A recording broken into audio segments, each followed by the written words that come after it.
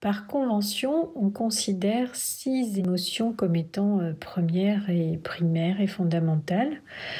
La joie, la peur, la tristesse, la colère et aussi le dégoût et la surprise, qui sont en fait des manifestations donc psychophysiologiques qui nous mettent en mouvement parce que, dans certains cas, elles viennent répondre à une situation de danger ou à une situation qui nécessite que nous réagissions. L'émotion est aussi une expérience psychophysiologique qui est à la fois complexe et qui peut être intense. Tout dépend de l'émotion et elle se manifeste un peu comme une courbe de Gauss, c'est-à-dire que ça débute de façon plus ou moins intense et soudaine.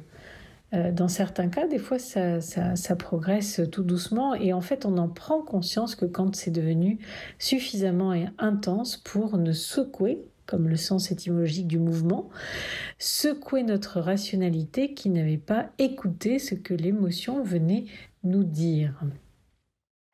Alors, quand on parlait de peur de l'inconnu, effectivement, la peur, c'est une des émotions principales, puisqu'on a, en termes d'émotions, on a la peur, on a la joie, on a la colère, on a la tristesse comme principale.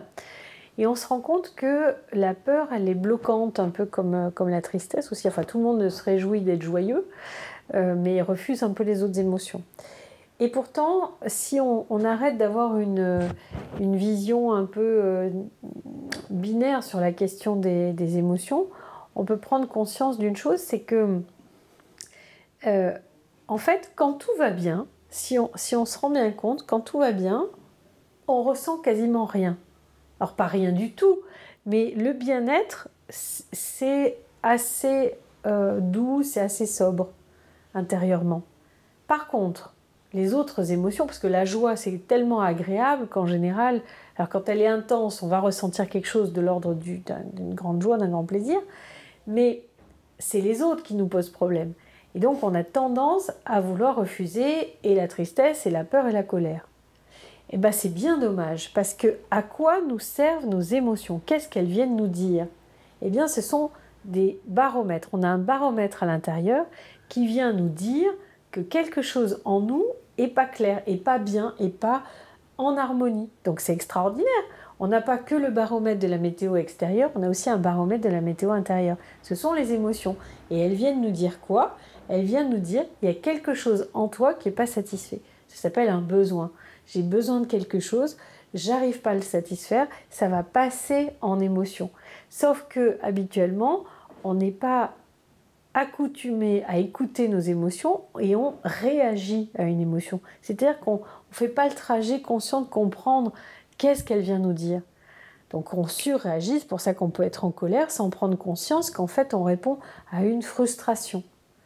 Donc dès l'instant que je vais être à l'écoute de ce qui se passe à l'intérieur, de la même manière que je vais très facilement répondre aux besoins physiologiques tels que j'ai besoin d'aller aux toilettes, j'y vais. J'ai faim, j'essaie de manger. J'ai soif, j'essaie de boire. Ça, on sait faire. Stimulus, réponse. Par contre, quand on a stimulus, émotion, on ne sait pas répondre. Alors, il y a ceux qui sont dans le déni, ceux qui s'y noient, mais enfin, rares sont ceux qui arrivent à faire quelque chose avec ça. Alors que, dès l'instant, et tout notre corps est comme un instrument de musique, on peut avoir des sensations absolument partout. Donc, dès l'instant qu'on ressent que quelque chose est en train de bouger et qu'on a quelque chose de l'ordre d'un inconfort, on peut faire un arrêt sur image, dire qu'est-ce qui se passe à l'intérieur, qu'est-ce que ça vient me dire? Et là, on va identifier que, ah oui, alors là, je commence à être agacée. Imaginez, vous êtes en situation de réunion de travail. Et ça se passait très bien et tout d'un coup, vous êtes agacé. Pourquoi vous êtes agacé? Parce que la réunion se prolonge ou alors on n'arrive pas à se décider ou les propos tournent en rond. On vous a dit que ça finissait à 15h. Il commence à être 15h10, personne ne dit quoi ou ne dit qu'est-ce, donc vous êtes embêté avec le rendez-vous suivant et vous commencez à vous agacer, donc vous n'êtes plus dans la réunion, ça monte jusqu'à une éventuelle colère ou ce qu'on appelle un passage à l'acte qui est de se lever et de partir sans rien dire. Donc nos émotions viennent nous renseigner, nous dire quelque chose, viennent nous dire dedans c'est plus à l'équilibre, écoute. Ramener au changement eh bien, on va être renseigné de la même manière, c'est-à-dire par une inquiétude qui vient nous dire « Ah, là, je rentre dans une zone d'inconfort et je ne sais pas le gérer, mais l'émotion vient me le signaler. Et donc, je n'ai plus qu'à le traiter, à regarder de quel inconfort il s'agit. Est-ce que c'est donc une frustration, un inconfort, et derrière, on vous parle plutôt dessous, quel est le besoin qui n'est pas encore honoré, et si j'en prends conscience, j'ai plus qu'à y répondre. »